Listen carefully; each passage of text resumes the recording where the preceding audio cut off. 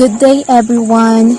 Today I am the one who will report, which is the topic that I will discuss is, it is a set of educational philosophies and system, and the purpose of this is giving the student the choice about where, when, and how learning occur.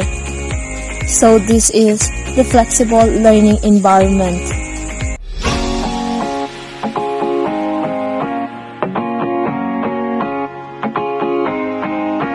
So, before I start my discussion, I will introduce myself first. By the way, I'm Najima Makatano, taking up a Bachelor of Secondary Education major in English. So, this is the given topic that I will discuss today.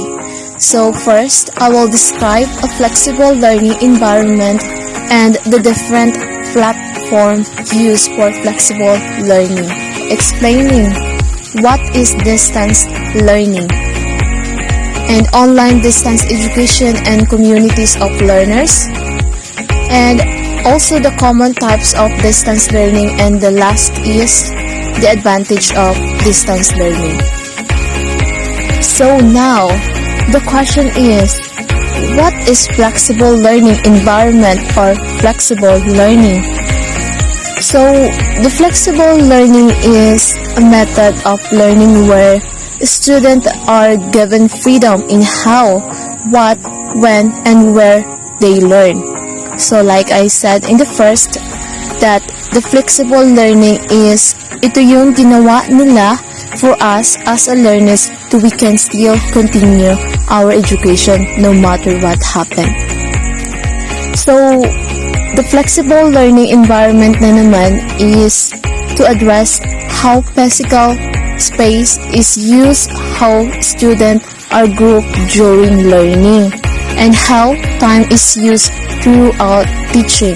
So that is the meaning of flexible learning environment. So, and now, what is distance learning? So distance learning, it describes any learning that happens without the students being physically present in the lesson.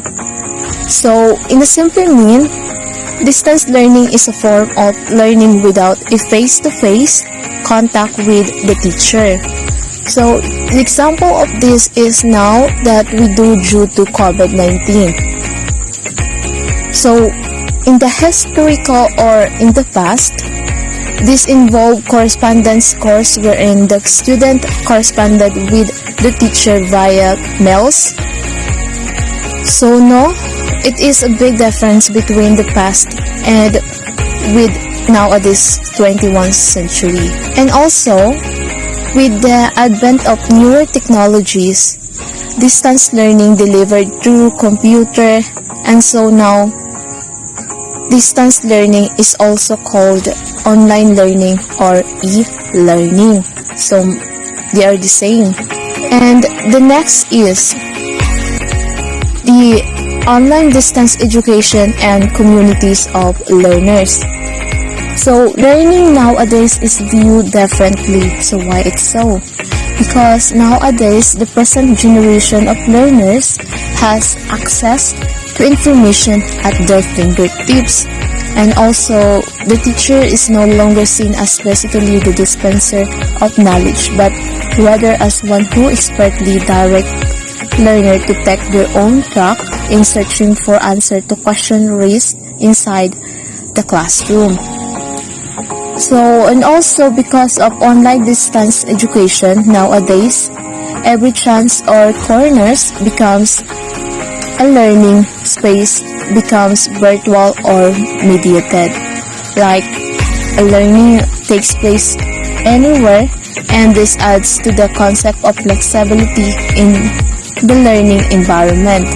So, with the help of technology, the students can possibly continue to join class session even if they are not physically around.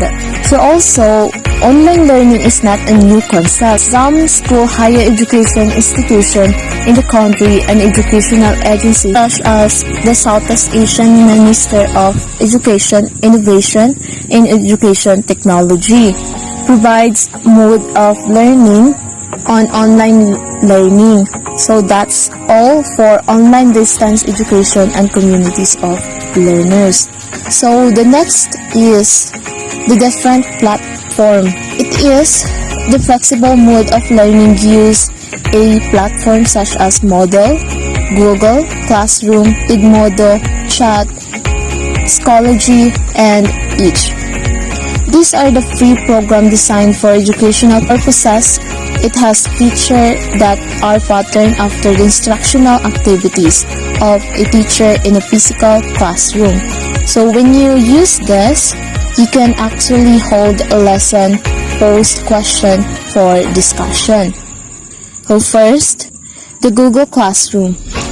It is a free web service developed by Google for School that aims to simplify creating, distributing, and grading assignment in a paperless way.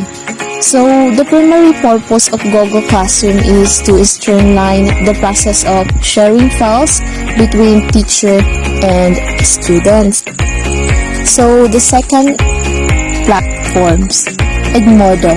It is an educational technology company offering a communication, collaboration, and coaching platforms to K-12 schools and teachers. So when I'm senior high, we use this app for our ICT subject. May pagka-disem din ito sa Google Classroom but not literally.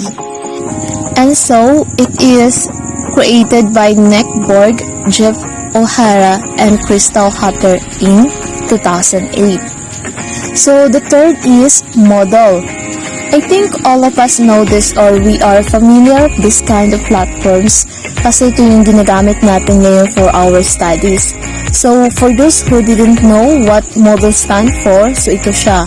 Moodle is stand for Modular Oriented Dynamic Learning Environment, which is an open source software. It is a learning management system that supports teaching and learning. And also Mr. Martin Dujamas, the one who created this, the founder and CEO of Moodle. So the last platform is Ecology. It is a learning management system for K-12 school, higher education institution, and corporation that allows user to create, manage, and share content and resources. May pagkasing din ito sa Edmodo but nauna lang yung Edmodo kaysa dito.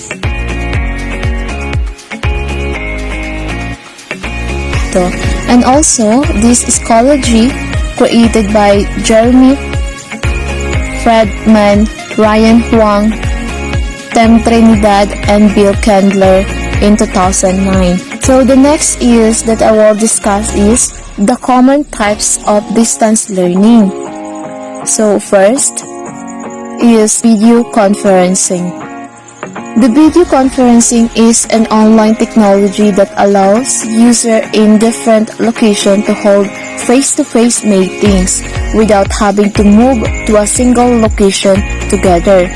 Also, the example of this is us, like nowadays, we can interact or see with each other without having to move to a single location together because the help of video call or video conference. And also the common way for teacher to interact directly with student in live lesson, but most of we use is Gmeet or Google or Zoom. And next is in the flexible learning mode. The activities can be done in two ways, synchronous and asynchronous. An online chat at a real time is synchronous session. The course participant meet in virtual classroom and discuss a topic in the lesson, while asynchronous is the opposite of asynchronous learning. Asynchronous learning is instead of live online lessons, the students are given learning tasks with deadlines. Then they self-study to complete the assignment. In a simple mean, synchronous is happen at the same time, while asynchronous doesn't happen at the same time. And next, the open schedule. So it is a type of asynchronous, is a course set up, except there are not any deadline either. In short, these types of online courses gives you the maximum freedom. The students are provided with mailing list, email, internet-based textbook, and bulletin boards to finish their assignment. And so, the fixed time, it is in online courses are a type of synchronous course. So the open schedule is asynchronous and this is the opposite. Asynchronous that requires online user to all visit a specific virtual location at a set of time and place. The example is webinar. But nowadays that we are on online classes, so as a student in these courses, we are required to log into our online account at a specified time. So that's it. And the next is computer-based. It is a distance education, is a fixed time, synchronous lesson on computer and usually a computer lab. So here the students are required to assemble in a computer lab or in a classroom at a fixed time. And the last is hybrid distance learning. It is a specific type of blended learning where students are learning the same lesson in real time. And also, it is a combination of synchronous and asynchronous learning. Hybrid learning courses are in which the students are required to be available at fixed time in the internet chat room or classroom. So that's all for the common types of distance learning. So the last that I will discuss today is the advantage of distance learning. So what is the advantage of distance learning? Actually, live instruction is great. Even though face-to-face contact lets teacher and student connect in a very authentic way, while not impossible, because this kind of connection is still seems much easier in person. So why is distance learning or online class even a thing? As it turns out, there are some advantages of it. Here are just a few. Perhaps the most immediately obvious advantage of distance education is the level of flexibility it provides for students. First is the flexibility.